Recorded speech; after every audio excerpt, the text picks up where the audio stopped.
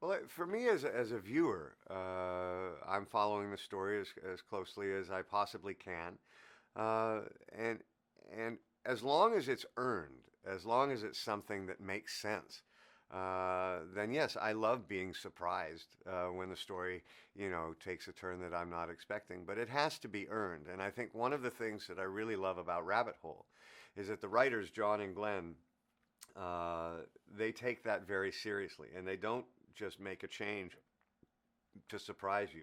They make a change because it makes sense in the storytelling, and I think they've done a beautiful job with that. Um, and that really is the kind of center trope of a thriller, right? Is that Absolutely. yeah, you have a character, kind of walking down the street and everything's fine, and then it's not. And in this case, my character is desperately trying to figure out who is behind this and why, and also is trying to save his life. And then, of course, at some point, the show takes a turn. Yes, but also, it's about body and it's about brain, which means you have to be very physical. It's an intelligent story, but you also have to be physical. But I suppose, as you're a musician and you're touring, you're pretty physically fit. You didn't have to prepare for the role. You're kind of trying to stay fit all the time, and you're right. Uh, there's a great physicality to this character, and then there's a great physicality to the idea of the thriller in the first place, just because everything is so desperate and everything is life and death.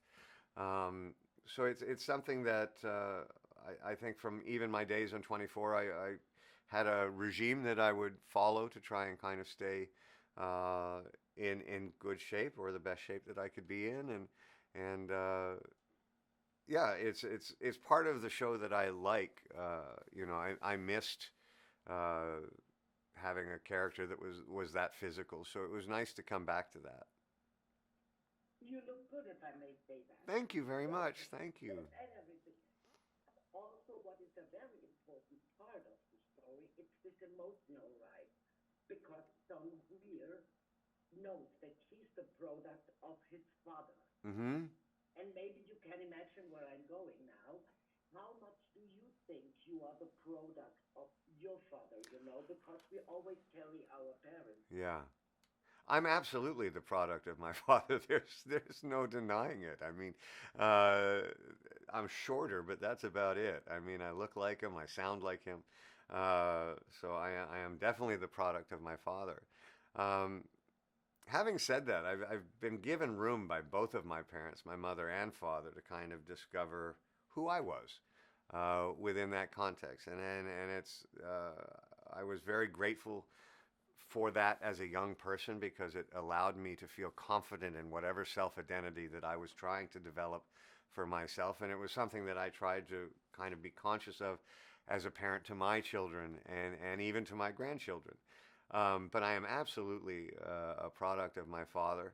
And also, my mother had a huge impact and influence on my life.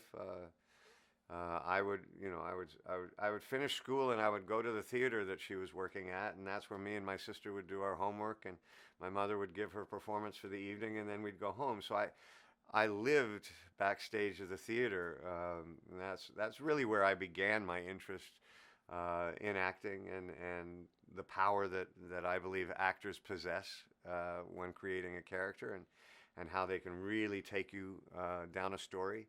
All of those things kind of became interesting to me at a very early age, because I was just exposed to it. I saw it. And then later, obviously, with my father, too.